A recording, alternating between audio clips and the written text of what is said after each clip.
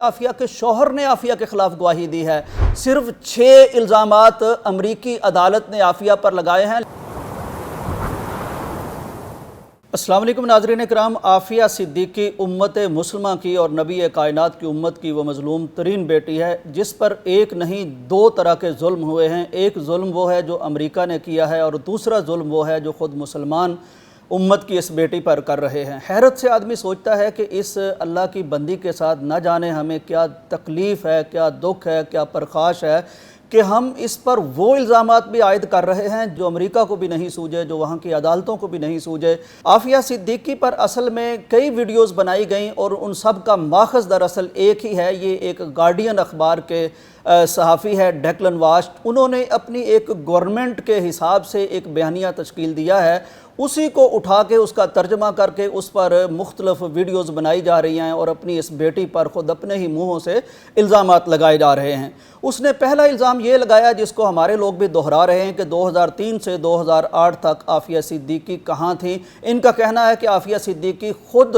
अफ़गानिस्तान में गई थी, लेकिन नाज़रीन इकराम मैं आपको बताना चाहता हूँ कि ये एक ऐसी बात है जिसको हर तरह से डिनाई किया गया है, क्योंकि आफिया सिद्दीकी को जब कराची से अगवा किया गया तो उसके बाद उसकी जो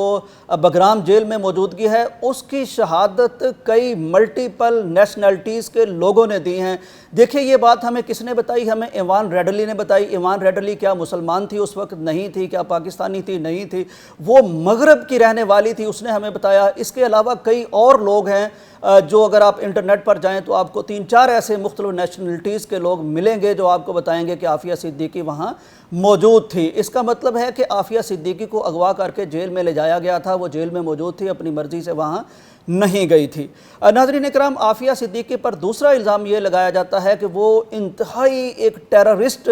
किस्म की शख्सियत थी। उन्होंने इंतहाई कीमियाई जरासीमी हथियार बनाए थे और एक ऐसा कमाल का मुहलक हथियार बना लिया था जो आलम कुफर चाहता था कि मुसलमानों के हाथ ना लगे। ये भी बिल्कुल काक एंड बुल स्टोरी है, बिल्कुल बेसलेस स्टोरी है। आफिया सिद्दीकी के बारे में हम इससे पहले भी बात कर चुके हैं कि वो PhD डॉक्टर हैं, वो कीमियाई हथियारों से उनका कोई ताल्लुक़ नहीं है, कोई दहशतगर्दी की तालीम उन्होंने हासिल नहीं की। उनका ताल्लुक़ सिर्फ ये है कि वो न्यूरो साइंटिस्ट हैं, वो बच्चे के दिमाग पर कमाल किस्म की उन्होंने रिसर्च की। उनकी रिसर्च को अमरीकी ज़मीर कहलाने वाले, इंसानियत का ज़मीर कहलाने वाले नोम चॉम्स्की ने कमाल की तहकीक करार दिया। उन्होंने कहा कि इस तहकीक के ज़रिए से आफिया दुनिया बदल सकती है। उनका कसूर सिर्फ इतना था, उनकी तालीम सिर्फ इतनी थी कि वो बच्चे के जहन को पढ़ चुकी थी और इमिटेशन के ज़रिए, यानी वालिदैन जो करते हैं उसके ज़रिए से एक कमाल का मनसूबा उसने बनाया था। लेकिन ये सारा ताल्लुक़ रखता था दिमाग से और बच्चों के दिमाग से, इसका टेररिस्ट से या टेररिज्म से कोई ताल्लुक़ नहीं था।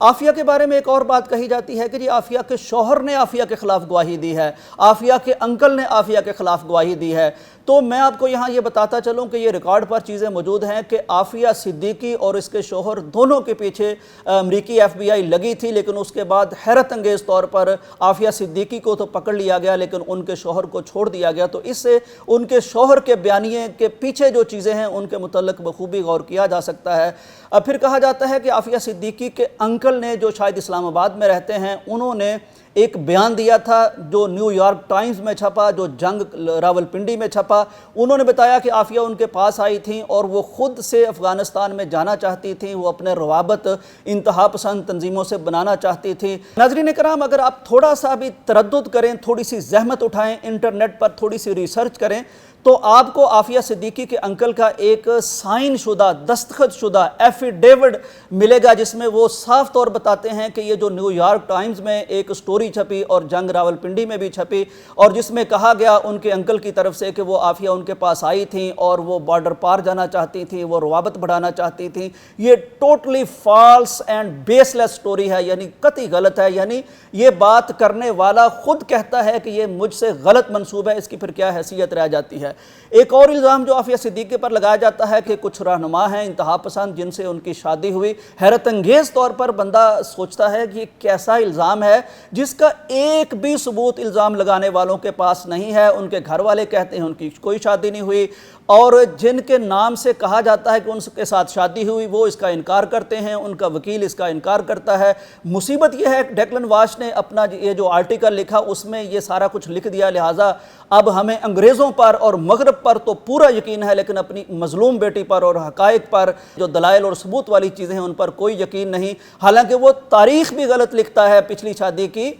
پچھلے شوہر سے جو علیحدگی ہوئی ہے، ڈیورس ہوئی ہے، اس کی ڈیٹ بھی غلط ہے اور عدت میں شادی کروا دیتا ہے۔ جناب عافیہ جیسی ایک ایسی بچی جو قرآن کی حافظہ بھی ہے، جو آج بھی دعائیں پڑھتی ہے، جو اسکارف لیتی ہے، اس سے یہ کیسے توقع کی جا سکتی ہے؟ پھر اس کے کوئی ثبوت نہیں ہے اور گھر والے اس کا انکار کرتے ہیں، لہٰذا اس کی کوئی حیثیت نہیں ہے۔ اچھا ہم کہتے ہیں ہیروں کی چوری ہوئی، ٹیررزم ہوا، القاعدہ سے روابط ہوئے، خدا کے بندو امریکہ سے تو پوچھ لو کہ عافیہ صدیقی پر اصل میں انہوں نے الزام کیا لگایا ہے۔ اگر آپ وہ ایف آئی آر پڑھیں یا ان عدالتوں کے نوٹیفیکیشن دیکھیں یا ڈاکومنٹس دیکھیں تو آپ کو اندازہ ہوتا ہے صرف 6 الزامات امریکی عدالت نے عافیہ پر لگائے ہیں، لیکن خدا ہمیں ہدایت دے کہ ہم اس کے علاوہ بھی الزامات لگا رہے ہیں جو امریکہ کو بھی نہیں سوجے۔ انہوں نے نمبر 1 جو الزام لگایا ہے انہوں نے کہا ہے اٹیمپٹڈ مرڈر آن آفیشلز، یعنی یو ایس آفیشلز، یعنی انہوں نے امریکی فوجیوں پر گن تان لی، انہوں نے امریکی ایف بی آئی پر گن تان لی، انہوں نے امریکی ٹرانسلیٹر پر یا جو وہاں موجود تھا اس پر گن تان لی، یعنی 6 کی 6 شکیں جو اس وقت آپ سکرین پر بھی دیکھ رہے ہیں ان کا تعلق افغانستان کے صرف ایک واقعہ سے ہے اور صرف ایک الزام ہے کہ عافیہ نے 5-6 لوگوں پر گن تان لی، صرف 6 شکیں ہیں، اس کے علاوہ کوئی الزام عافیہ پر امریکہ کی طرف سے بھی عائد نہیں کیا گیا۔ لیکن ہم کتنے الزامات عافیہ پر لگا رہے ہیں، ہمیں شرم نہیں آتی۔ ناظرین اکرام جہاں تک اس کیس کا پرٹیکولر معاملہ ہے، اس میں آپ اگر غور کریں تو عافیہ صدیقی خود یعنی عدالت بھی امریکی ہے اور پیش کرنے والے بھی امریکی ہیں، ثبوت دینے والے بھی امریکی ہیں، لیکن اس سب کے باوجود عافیہ صدیقی کے خلاف امریکی عدالت میں بھی نہ تو اس گن پر عافیہ صدیقی کے فنگر پرنٹ ثابت کیے جا سکے ہیں، نہ ہی عافیہ صدیقی کی گن سے کوئی گولی چلی ثابت کی جا سکی، کوئی ایویڈنس وہ اپنی عدالت میں پیش نہیں کر سکے امریکی عدالت میں بھی، جبکہ اس کے جواب میں عافیہ صدیقی کو انہوں نے جو گولیاں ماری وہ بمشکل بچی بیچاری، ہاسپٹلائزڈ رہی کئی دن اور پھر اس کو خلاف قانون یعنی جس ملک میں جو وقوع ہوتا ہے وہیں اس کو عدالتوں کا سامنا کرنا پڑتا ہے، لیکن عافیہ صدیقی کو امریکہ میں لے گئے۔ اب جب امریکہ میں لے گئے تو وہاں فنگر پرنٹس کوئی نہیں، وہاں کوئی ثبوت کوئی نہیں، اور اس کے بعد جو جیوری بنائی گئی عافیہ صدیقی خود کہتی ہیں کہ اس میں سے 2 لوگوں کو انہوں نے جیوری میں سے نکال دیا گیا۔ وہ کیسے نکالا گیا وہ بھی عجیب کہانی ہے کہ ایک شخص امریکہ جیسے ملک میں اٹھتا ہے، وہ ان 2 لوگوں کے خلاف تقریریں کرتا ہے، ان کو دھمکیاں دیتا ہے، ان کو جان سے مارنے وغیرہ کی دھمکیاں دیتا ہے، لہٰذا وہ جیوری سے 2 لوگ الگ ہو جاتے ہیں، 2 لوگ نئے لائے جاتے ہیں، لہٰذا یہ پورا اہتمام کیا گیا کیونکہ وہ 2 لوگ سچ کہنا چاہتے تھے، لہٰذا انہیں ہٹایا گیا، 2 لوگ نئے لائے گئے، اب عافیہ کے خلاف ایک کیس سنا دیا گیا۔ اب دنیا کے یہ جو ماہرین قانون ہے وہ ہمیں بتاتے ہیں کہ یہ کیسی بات ہے جناب اعلیٰ کہ ایک خاتون صرف گن تانتی ہے اور اس کی آپ 86 سال سزا دے دیتے ہیں، یہ کون سی دنیا کے قانون میں ہوتا ہے؟ لیکن بغیر ثبوتوں کے یہ سارا کچھ کر دیا گیا۔ اب آ جائیے کہ ہمارے لوگوں کو نہ جانے کیا مسئلہ ہے کہ وہ اس مظلوم امت کی بیٹی کے خلاف بڑھ چڑھ کے باتیں کر رہے ہیں، پوسٹیں لکھ رہے ہیں، حالانکہ میں بتاتا ہوں کہ امریکی لوگ بھی اس مقدمے سے، اس فیصلے سے مطمئن نہیں ہیں۔ ناظرین اکرام مثلاً وہی ڈیکلن واش جن کے آرٹیکل کا ترجمہ کر کے دھڑا دھڑ مسلمان شیئر کر رہے ہیں اور اپنی بہن کے خلاف بے تکی زبانیں استعمال کر رہے ہیں، اسی ڈیکلن واش کے اخبار کی سب ایڈیٹر ہیں، ان کا نام ہے وکٹوریہ بریٹن۔ وکٹوریہ بریٹن اسی اخبار سے تعلق رکھتی ہیں جس کا آرٹیکل بڑا ہمیں پسند آتا ہے۔ وہ کہتی ہیں کہ بغیر ثبوتوں کے مشکوک گواہوں کی وجہ سے یہ جو فیصلہ عافیہ کے خلاف سنایا گیا ہے نری اشتعال انگیزی ہے۔ میں سلام کرتا ہوں اس کو، ہم سے تو وہی بہتر ہے جو امریکن بھی ہے، جو مسلمان بھی نہیں ہے، جس کا کلمے کا رشتہ بھی نہیں ہے، لیکن وہ حق بات کہتی ہے۔ ہماری زبانوں پر نہ جانے دماغوں پر کون سا فالج گرا ہے کہ ہمیں